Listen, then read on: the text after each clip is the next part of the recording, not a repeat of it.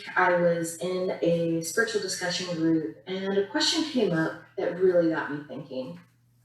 Someone asked, why is it that when we have the opportunity to grow and personally evolve, our fear comes up and is often so sabotaging? Well, there are several reasons why, and I want to share those with you today. First of all, at the oldest part of our brain, the part that was around, centuries and centuries ago, that part of our brain believes that if we veer too far from the group, too far from the herd, too far from our tribe, we will die. Now, intellectually, we don't really believe that, but our brain believes that and creates the fear to keep us from veering too far from our herd. That same part of the brain also brings a fear of exile. If we are too different, if we are too original, if we are too unique, if we challenge our group think, then we risk exile. And again, that puts us outside of our group. That's a little more realistic, right? It may have happened to you, or maybe you've heard of someone who came out as gay to their family, and then they were disowned. Sadly, this happens. And let's think about that. If a parent can exile their own offspring, their own child, definitely it can happen in our broader community, right? So that kind of fear is a factor. Also, we fear our own power. We fear the intensity of our passions. We fear the intensity of our anger. We fear how powerful we can be. And why is that? Well, again, it puts us in a different category than what is socially acceptable. And most of us were not taught as children how to deal with emotions in a healthy way. Often we were taught to stifle one way or another. I know a woman who was told for much of her life, childhood and adulthood, that she was too much. She was told to tone it down, bring it down a few notches. And so instead of being taught how to channel her intensity, she was taught to stifle her intensity. And what that brings in adulthood is this desire to express on one hand, but then this desire to push down on the other hand, and those are opposing desires, right? So the oldest part of our brain is fearing death and exile. We're afraid of our own intensity, our own power. And we are also afraid of sharing our tenderness, sharing that vulnerable part inside of us. So often we learn when we're children, when we're young adults, we learn that vulnerability equates weakness. Vulnerability equates rejection, abandonment, all of those things. So we harden ourselves. We toughen up and we guard our vulnerability to an extreme degree. And when our stuff comes up, when we have opportunities for growth and evolution, because let's face it, who grows and evolves as a human being when things are going wonderfully smoothly and are all peachy keen? I look back at my own life, I I've been a spiritual life coach since about 2001. Every single person that I've ever worked with, and myself included, those big leaps in consciousness, those big leaps in personal evolution, those are born from adversity. Those are born from challenges and difficulties in life. So we have our difficult times. Those are our opportunities. And I developed a personal motto several years ago, and it's yay opportunity. And this started when I thought I had dealt with all of my mother issues. And I know those of you who've worked on your own family of origin issues, you're probably laughing.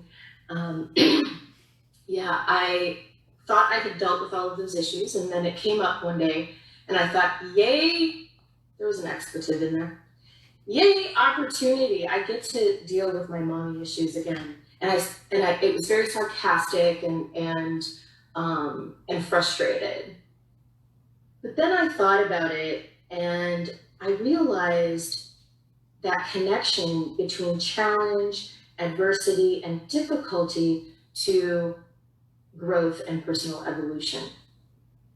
So I started to use the phrase and the attitude, yay opportunity, until it became an actual joy-filled expression. This does not mean I enjoy my difficult times and my challenges. I don't have to like it.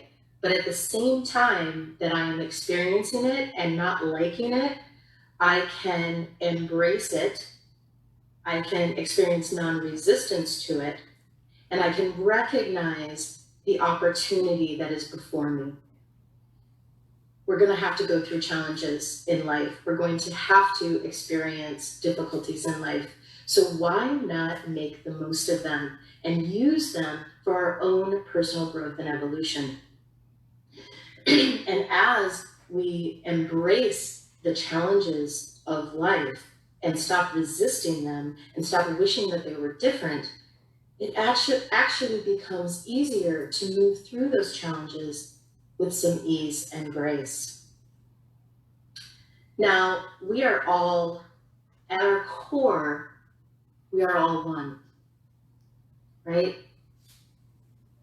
We are all individual expressions of all that is sacred, individual expressions of the divine.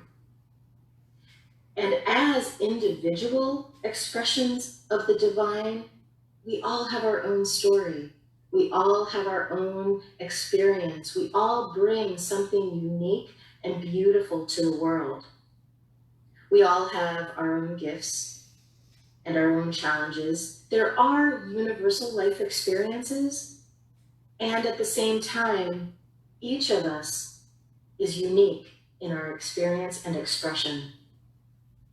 It is that uniqueness that brings beauty to the life experience. Now, we have a lot going on in our world, locally, in our country. This pandemic is offering an opportunity for all of us. It can be something little, like, for example, the other day, I'm in my home office right now, and on the other side of this wall is my kitchen. And I heard my spouse in there, I don't know, making some food or something. I could hear the dishes clinking. And my reaction, what the fruit is he doing in there? Why is he making so much noise? Blah, blah, you know. And I had such an extreme reaction. And I took a breath and I thought, wow, my reaction is not really appropriate for the situation at hand. That's a clue that my stuff is coming up. And what I realized when I thought about that and I got quiet and I went within and I asked the question, what wants to come up for me? What wants to be seen for me? I realized that During this pandemic, when we are all working from home, my life has changed. My daily schedule is very different. I am a dyslexic, ADD, artistic kind of person. And I really enjoy having the house to myself and being able to flit around. And when the mood strikes me to meditate, I sit down and meditate. When the mood strikes me to do my art projects, I go and do those projects. When my mood strikes me to work on my ministry work, I do that. And it's very free flowing. Well, with all these other people in the house, that free flowing experience is almost non-existent. And I was being affected by that. So what I did with it was I went within and I got some clarity. I discerned, I got some clarity. And what I need to do is be more mindful about actually scheduling my activities. I don't enjoy that. That's not my preferred way of operating, but I can do it for however long this pandemic has me stuck at home. So that's one example of something kind of a small thing that came up. The events that have happened in Minneapolis, which is my hometown. So my heart aches for the people of Minneapolis. The events that are taking place there might be triggering you, might be bringing up stuff inside of you. And I encourage you to dive deep into whatever's coming up for you. If you are a person of color, if you are from a group that is disenfranchised in our broader world, my heart holds you. It's beautiful, though, that all of this stuff is coming up, because our stuff, whether it's on an individual level or on a groupthink level, our stuff comes up because it is ready to be healed. And on a global sense, our stuff is coming up. It is time for us as individuals to face our biases, to face our prejudices, to own the fact that we are a participant in global consciousness. And part of our country's global consciousness is one of oppression and discrimination. Now, that doesn't mean that you or I are a bad person. What it means is that we are part of the community. We are part of the collective consciousness. And to have a powerful effect on group think, on group consciousness, we first have to shift our own consciousness. And while we leave, whether it's our biases and prejudices, or whether it's our pain and hurt from childhood, or whether it's our fear of abandonment, if we leave those things uncovered, if we leave those things buried to acknowledge or look at or process those things, they will continue to influence our lives and our behaviors and our beliefs.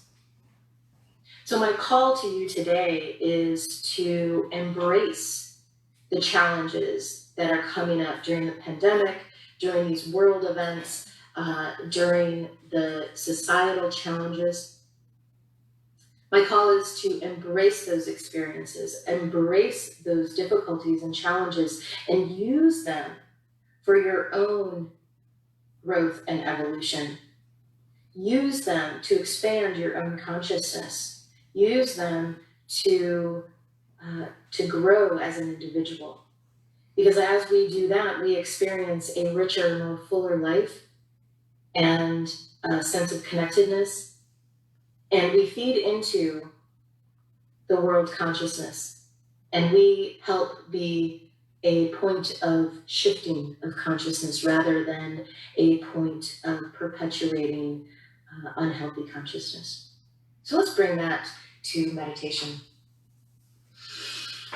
I invite you to take 3 deep breaths, and since we're all in our own spaces, there's no need to be embarrassed. Give me an audible exhale. This bioenergetic release can change our heart rate, change our blood pressure. It can release feel good hormones and juices in our body, and can relieve anxiety. So let's do that together. Inhaling deeply. 2 more times.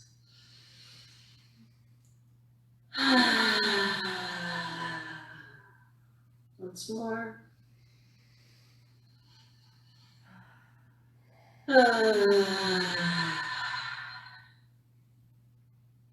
If you're comfortable, I invite you to close your eyes. Feel the support of your chair.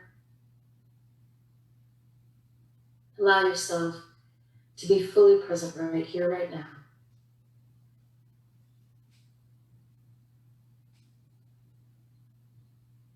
And for a few moments, we set aside the intellectual processing of our day, of our previous few minutes together. We just allow our minds to be right in this moment.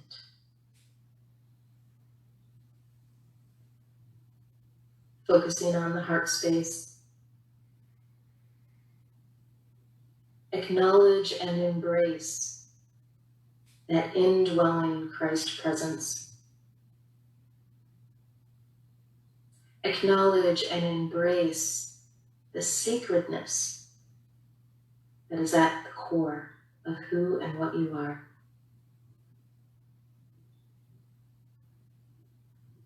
Imagine, sense, and feel that Christ presence filling your entire being.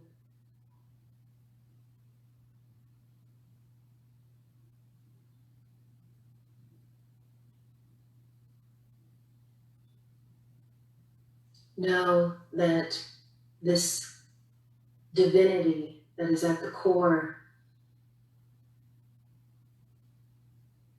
can be buried away or brought to the surface and allowed to shine brightly.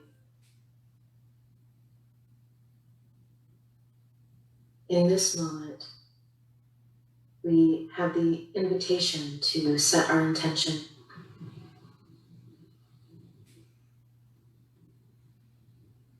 With the support, security, and power of the divine, we open up to the willingness to listen to that still small voice within.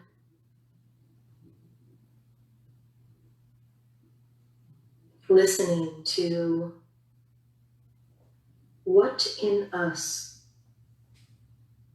is ready to be seen. What in us is ready to come to the surface and be embraced, processed, and released. Let's hold that question for a few moments in silence.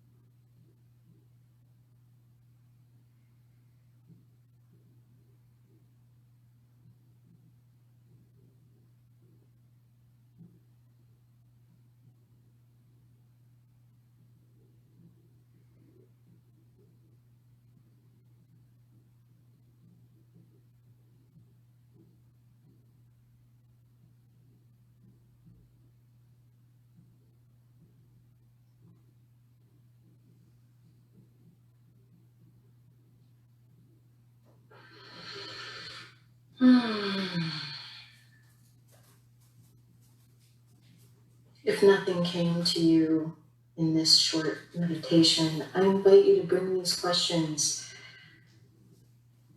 to the quiet on your own time.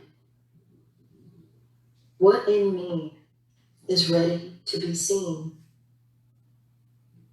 What in me is ready to come to the surface, to be processed and released?